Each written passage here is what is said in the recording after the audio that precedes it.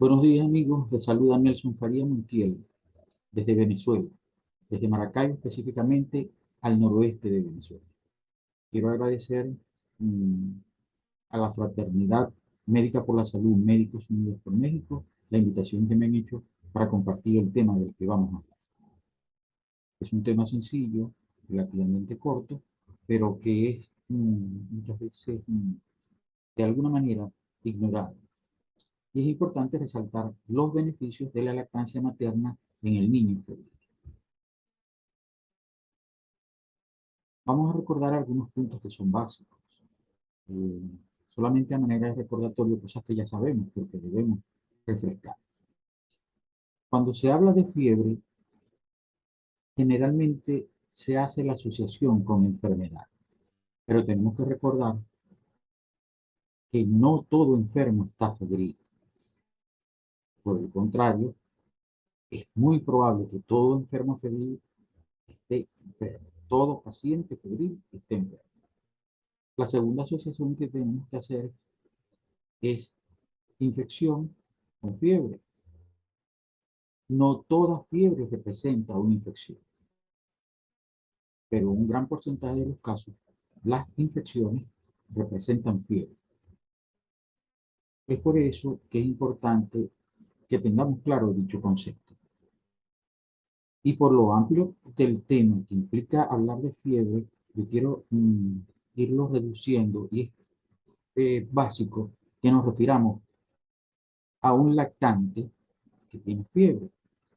Prácticamente vamos a hablar de un lactante que está infectado y cuáles son los beneficios de que esa lactancia le produce al niño.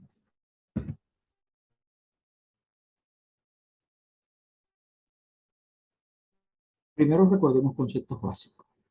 Fiebre sabemos que es la elevación de la temperatura corporal por encima del punto de equilibrio hipotalámico. Es importante recordar que este aumento de la temperatura se produce fisiopatológicamente por el ingreso al organismo de unos pirógenos exógenos que activan algunas células que van a ocasionar la producción de pirógenos endógenos. Estos pirógenos endógenos van a activar la producción de prostaglandina E2 que va a dirigirse hacia el centro de control del equilibrio térmico en el hipotálamo y lo va a elevar. Una vez que este punto de equilibrio de la temperatura está elevado, se desencadena la producción de algunos eh, criógenos endógenos que van a provocar la primera reacción, que es vasoconstricción, piloerección, escalofrío y contracturas musculares. Es la fase de conservación de calor. Sucesivamente o posteriormente vamos a conseguir que el cuerpo empieza a equilibrar sus mecanismos de homeostasis y empieza la fase de conservación de calor, perdón, de liberación de calor, donde el cuerpo provoca vasodilatación, el paciente se ve enrojecido y se torna caliente. Ahí podemos decir que el paciente tiene fiebre. Pero ¿cómo vamos a determinar que el paciente tiene fiebre? Es muy propio de cada uno escoger el sitio anatómico donde vamos a tomar la temperatura y cuál es el dispositivo para tomar temperatura. Sabemos que hay variados sitios anatómicos, desde la piel en general, pasando por el conducto auditivo, la cavidad oral, la axila y la ampolla rectal. También tenemos varios dispositivos y varían desde los más sofisticados, como hoy es de la toma de temperatura de no contacto por rayos infrarrojos, pasando por la temperatura del conducto auditivo, la temperatura tomada por cintas de contacto químico, la temperatura tomada con termómetro electrónico y la temperatura con termómetro. Queda a discreción de cada uno de nosotros la toma de la temperatura. Sabemos que esta es una temperatura periférica, que es la que podemos tomar a nivel de atención primaria eh, en el primer contacto que nosotros tenemos con el paciente. A pesar de que existe discrecionalidad con respecto al sitio y a la toma de la temperatura, hay algunos conceptos eh, emitidos o sugeridos por las guías NICE desde noviembre de 2019, donde aconsejan el sitio y el tipo de termómetro a utilizar. Pero también es importante conocer a qué vamos a llamar temperatura normal. En esta lámina ustedes pueden ver las recomendaciones de las guías NICE. Ellos prácticamente desaconsejan el uso de termómetro mm, eh, que no sea el electrónico y recomiendan más bien desechar el uso de dispositivos por peligrosos y por costosos. No se recomienda, según ellos, utilizar otro sitio que no sea la temperatura axilar, precisamente por lo inconveniente que representa tomar temperatura, bien sea oral o rectal, en niños muy pequeños que no sean capaces de tolerar estos métodos de toma de temperatura. Una vez definido el sitio y el tipo de termómetro que vamos a utilizar, tenemos que saber a qué vamos a llamar la temperatura normal. Y hay varios estudios donde nos definen lo que ya vendremos a considerar como fiebre. Definitivamente el estándar de oro es la temperatura de toma rectal, pero si la hemos desechado, tenemos que utilizar las que nos quedan. Y la más práctica o la más recomendada por las guías NICE viene siendo la temperatura a nivel axilar y nos da como un valor promedio 37,5 para considerar que el paciente está febril. Ahora, un paciente febril puede estar febril por múltiples causas. En estas láminas podemos observar la cantidad de causas y la variedad de causas que pueden ocasionar fiebre en un niño. Y las hay desde las más frecuentes a las menos infrecuentes y desde las más letales a las menos letales. Si nos ponemos los extremos, vemos que una causa de fiebre que es bastante riesgosa y pudiéramos decir letal sería una infección del sistema nervioso central. Una más inocua, menos inofensiva, sería la fiebre como efecto post-vacunal. Pero la variedad es mucha. Sabemos que generalmente en niños a los que nos estamos refiriendo, lactantes, pacientes menos de 2 años, predominan las causas que involucran tanto el sistema, mm, el aparato digestivo, como las vías respiratorias, bien sea infecciones respiratorias altas o bajas, incluyendo también entre estas causas las que involucran el oído y las que involucran el aparato urinario. Ahora, ¿cuáles son los gérmenes causantes de estas infecciones en estos niños menores de 2 años? La mayoría está representada por virus, y en esta lámina vemos los que son los más frecuentes: virus coxsackie, el sistema respiratorio, los enterovirus, adenovirus, rinovirus, rotavirus, el virus de la influenza y la parainfluenza. Son los más predominantes dentro de las causas virales. Y dentro de las causas bacterianas vemos una gran variedad, pero los más involucrados, que por cierto han variado a raíz de la ampliación de la cobertura vacunal, pero encontramos el estreptococo, la Escherichia coli, la salmonella, la shigella, el hemófilo influenza y hasta la moraxella catarrhalis.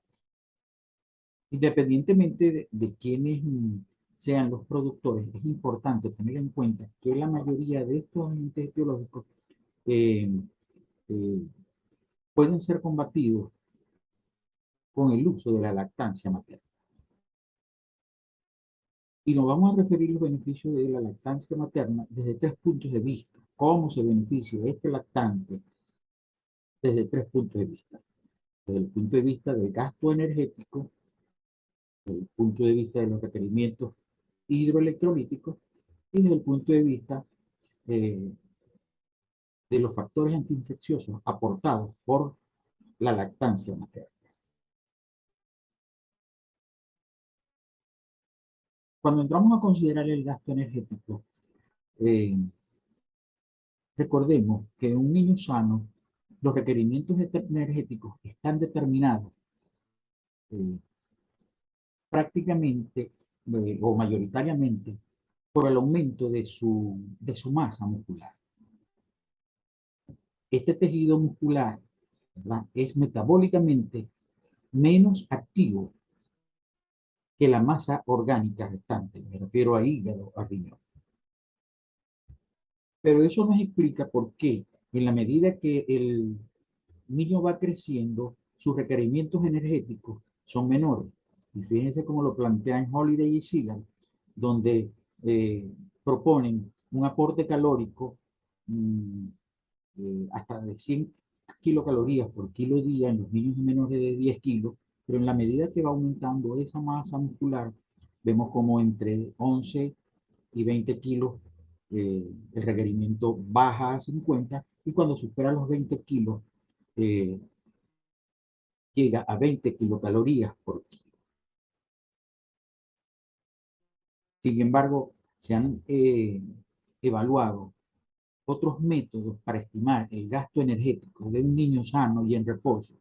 Y así lo plantean las ecuaciones de Caudell y Kennedy y la de Scofield, que toman en cuenta los parámetros antropométricos, medidas de peso y talla, para hacer un cálculo de los requerimientos de un niño sano en reposo. Se piensa que la ecuación de Scofield es la más útil y la más apropiada para calcular ese gasto energético del niño en reposo. Ahora, un niño que está enfermo incrementa ese gasto energético. A pesar de que desde el punto de vista metabólico no es tan hiperactivo ese gasto como se presenta en el adulto, sabemos que se pone en juego una serie de mecanismos mm, metabólicos que involucran reacciones tisulares, el sistema neuroendocrino, eh, la activación de algunas células y componentes inflamatorios que elevan ese gasto metabólico. Por eso que aquí se destaca el primer beneficio importante de alimentar a un niño febril. Sabemos que el calostro es capaz de aportar hasta 670 calorías por litro, pero para nadie es un secreto que el calostro se produce en cantidades menores a un litro y que solo dura unos días. Ese aporte calórico que le da la leche materna al niño se va incrementando en la medida que la leche va pasando de calostro a leche de transición y de leche de transición a leche madura. Y podemos ver cómo la leche madura es capaz de aportar hasta 750 calorías por litro. Inclusive hay autores que dicen que después de los 12 meses una madre es capaz de aportar más de 800 kilocalorías por litro de leche madura producida. ¿En qué sentido nos beneficia esto? Si nosotros tenemos un niño que tiene un peso corporal de 8 kilos, un niño de 5 meses, y que es alimentado exclusivamente al seno, de acuerdo a la ecuación de Scofield, sus requerimientos calóricos pudieran ser de cerca de 420 kilocalorías por kilo. Si es un niño de 18 meses que tiene un peso aproximado de 11 kilos, sus requerimientos calóricos pudieran rondar, acercarse a las 500 kilocalorías diarias. Una madre que esté produciendo leche madura y que sea capaz de producir cantidad suficiente de leche sin que necesariamente llegue al litro, con que produzca 850 cc de leche por día, está cubriendo ese requerimiento calórico. Es capaz de aportarle, si ella produce 850 mililitros de leche al día, es capaz de aportarle unas 640 calorías. Fíjense cómo ya conseguimos que el requerimiento calórico sea cubierto por la lactancia materna.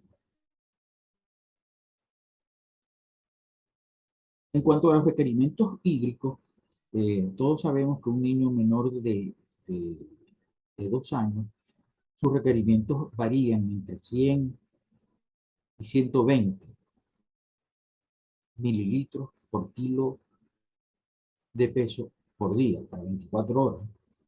Eso nos hace sospechar, si ponemos en el mismo marco a aquel lactante de 8 kilos, que él requiera un aporte de líquidos de unos 960 cc al día. Y uno de 11 kilos, un lactante de 18 meses, puede requerir hasta 1200 cc de líquido. Ahora, vuelvo a la misma madre.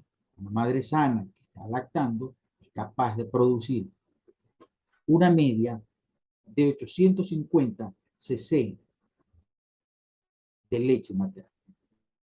Si nosotros tomamos en cuenta que el agua es el mayor componente de la leche materna, es el líquido donde vienen diluidos todos los componentes que tiene la leche materna, y se estima que es capaz de aportar un 87% de agua. Una madre que produzca 850 cc de líquido es capaz de producir 740 cc de agua, exclusivamente de agua. Y ya planteamos un niño de 8 kilos, cubre prácticamente el 77 al 80% de sus requerimientos hídricos. Y un niño de 11 kilos, que ya recibe alimentación complementaria, no solamente lactancia materna, pero por lactancia materna está cubriendo el 61, 65%. Entonces vemos el importante aporte hídrico que recibe el niño que es amamantado. Sobre todo es importante porque hay niños que ven incrementado las pérdidas insensibles, dependiendo de la patología que esté ocasionando el cuadro febril. Sabemos que por temperatura, por incremento de la temperatura, las pérdidas insensibles deben reponerse de más, eh, a razón de 0,1 cc por kilo por cada décima de temperatura superior a 37,5 en 24 horas. Mientras que por aumento de la frecuencia respiratoria hay que reponer a 0,8 cc por eh, hora por cada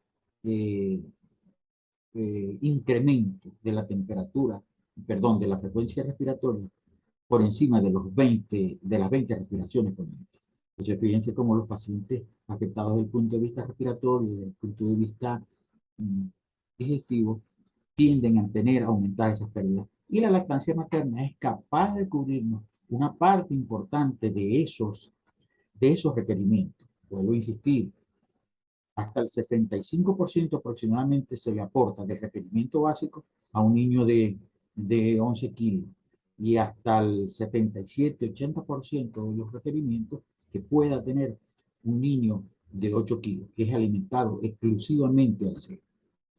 Igual sucede con el aporte de los electrolitos, particularmente eh, sodio y potasio, se ven cubiertos por lo menos el 50% de sus necesidades diarias de sodio y electrolitos, y lo mismo va a suceder con el calcio, con el fósforo, con el magnesio. Entonces estamos viendo cómo la leche materna va a cubrir parte importante de las necesidades basales de un lactante que tiene fiebre, tanto en líquidos como en electrolitos. En esta lámina pueden ver lo que son los requerimientos diarios que puede tener de líquidos, ¿verdad? De acuerdo a la edad, ¿verdad? Y aquí vemos ¿Cuánto puede ser la producción de leche por una madre sana? Fijamos como promedio 850 mililitros al día. Pero bueno, les repito, hay estudios que han revelado, hay artículos donde han revelado que una madre es capaz de producir 1000 y hasta más cc de líquido de leche por día. Esas son las necesidades que basales en cuanto a electrolitos del niño sano, ¿verdad? Y este es el aporte que de electrolitos por cada 100 mililitros le da la leche materna. Cuando hablamos del tercer factor, que es el factor antiinfeccioso, es sumamente relevante ver cómo si estamos hablando de un lactante que está febril y que es por alguna razón infecciosa, cómo la leche materna va a aportar factores infecciosos y lo aporta a través de sus tres elementos principales. Son los lípidos, los carbohidratos y las proteínas. Los elementos no proteicos, si hablamos de los lípidos, ¿verdad? Los lípidos se presentan en la leche materna como monoglicéridos, como triglicéridos, como ácidos grasos eh, poliinsaturados de cadena corta y de cadena larga, como productos de degradación de los triglicéridos, hasta como tocoferol, vitamina E, que es una vitamina liposoluble. Estos ácidos grasos tienen importancia desde el punto de vista infeccioso, porque pueden actuar como antiadherente bacteriano, bloqueando la unión de algunos patógenos con la mucosa intestinal. Y también es importante destacar que dentro de los ésteres de estos ácidos grasos, existe uno muy particularmente relevante, que es el factor antiestafilocóxico. Además, los ácidos grasos tienen un efecto protector eh, sobre el daño oxidativo que se puede producir en patologías como la enterocolitis necrotizante. Factor no menos importante y muy relevante, diría yo, representan los carbohidratos, particularmente los oligosacáridos. En la lámina pueden ver parte de esos oligosacáridos que se presentan, o carbohidratos que se presentan en la leche materna. Debemos saber que se presenta en cantidades bastante importantes en el calostro, que puede llegar hasta 20 gramos por día. Pero cuando se llega a leche madura, a pesar de descender su aporte, puede llegar entre 7 y 12 gramos por litro de leche materna. Los carbohidratos protegen al lactante desde el punto de vista antiinfeccioso de dos formas, una forma directa, una forma indirecta. Cuando hablamos de la forma indirecta, eh, es porque hay que recordar que la leche materna baña la mucosa del tubo digestivo desde el esófago hasta el colon. Mientras ella va pasando por toda esa mucosa, va sirviendo de nutriente a la flora residente en la mucosa digestiva. Va estimulando el crecimiento de bacterias que van a proteger al niño del efecto dañino que pueden provocar las bacterias patógenas. ¿A qué me estoy refiriendo? Al efecto bifidogénico de la leche materna. Estos oligosacáridos actúan como prebióticos, favoreciendo el crecimiento de lactobacillus y de bifidobacillus, que son los probióticos, y que van a ser el efecto protector, van a ejercer un papel importante en el efecto protector de la mucosa intestinal aportado por la lactancia materna. Esta flora residente que se ve estimulada por el aporte de la lactancia materna es capaz de generar la producción de ácido láctico, lo cual va a ocasionar un aumento de la acidez de ese microambiente, disminuyendo el pH, y esa acidez no es bien tolerada por los gérmenes patógenos. Por eso es importante el efecto bibliogénico que aportan los carbohidratos a través de la lactancia materna. Es un efecto indirecto, pero hay un efecto directo aportado por los carbohidratos.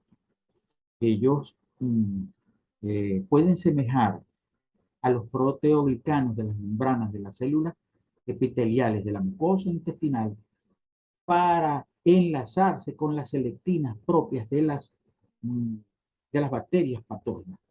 Es decir, bloquean el enlace de estos patógenos con las células eh, de la mucosa intestinal, evitando de esa manera la adhesión y la posterior colonización e invasión de esa mucosa por estas bacterias patógenas.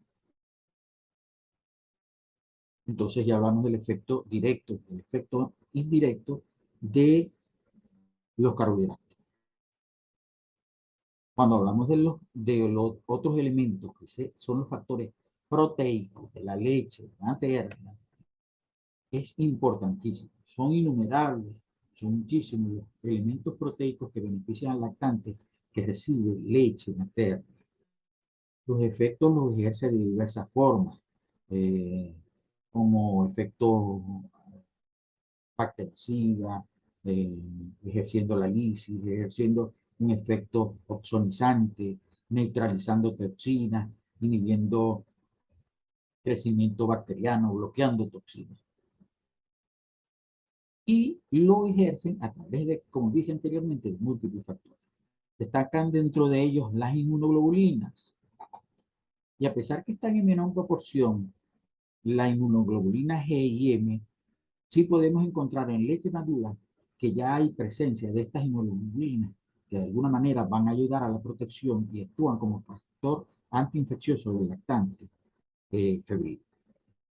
Lo más importante es relevar la alta cantidad y concentración que existe de inmunoglobulina A, primero en el calostro y posteriormente en la leche madura.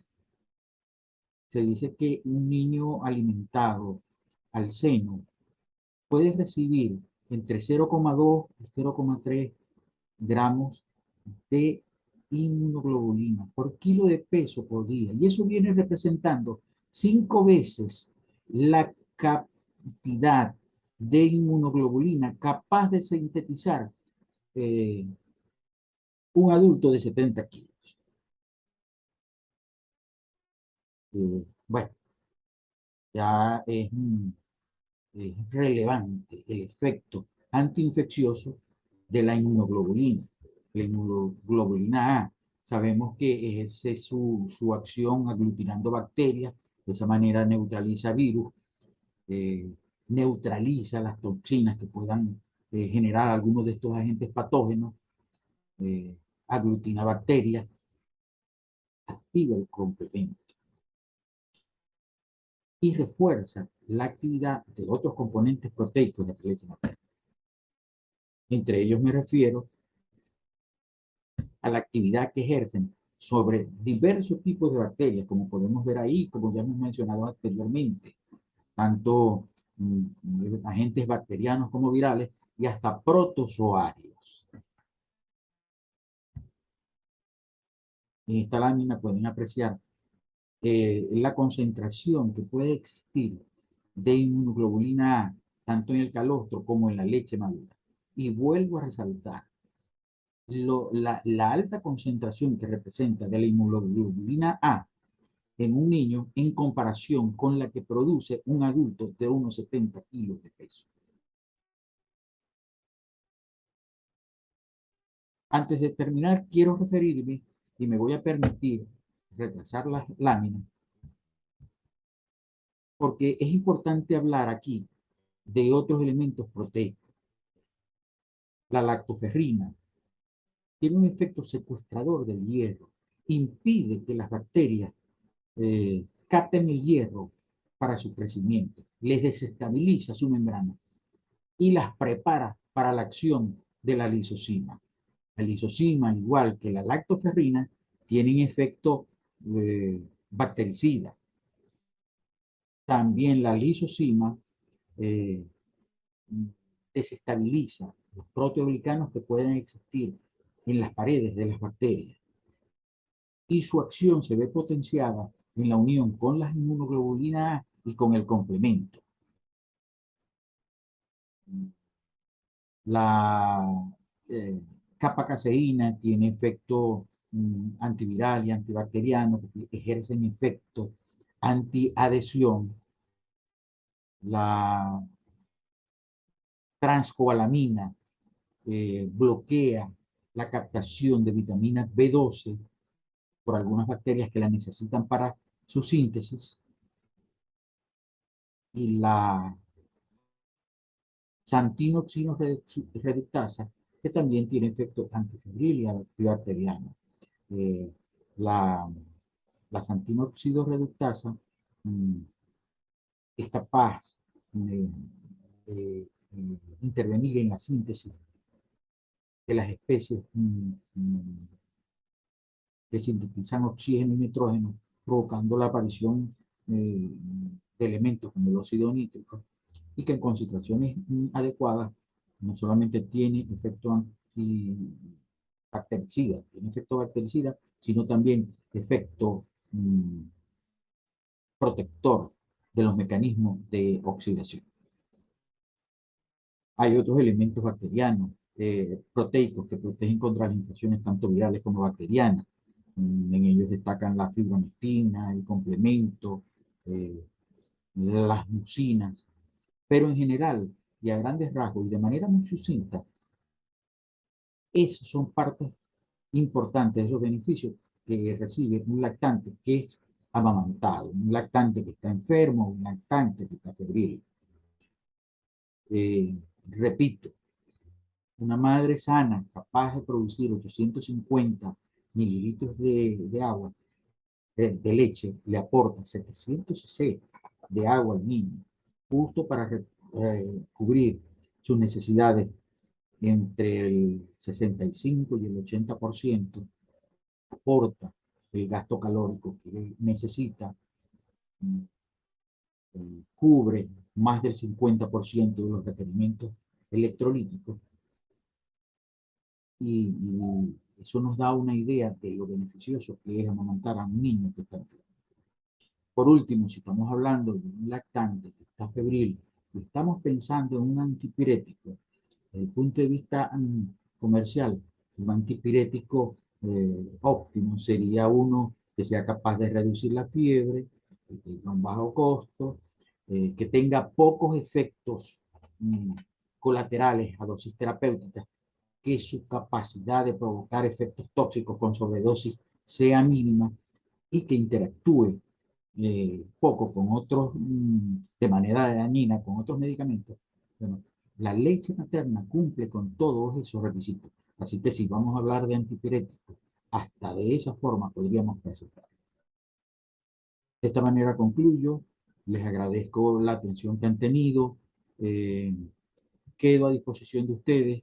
Me despido con una imagen aérea de mi ciudad, de Maracaibo, con una imagen de nuestra santa patrona, la Virgen de Chiquinquirá, y con una imagen del puente sobre el lago de Maracaibo, un ícono de nuestra región, y uno de los puentes sobre concreto armado prepensado más grandes de Latinoamérica. Quedo a su disposición y desde acá les envío de nuevo mi agradecimiento y un fraterno abrazo.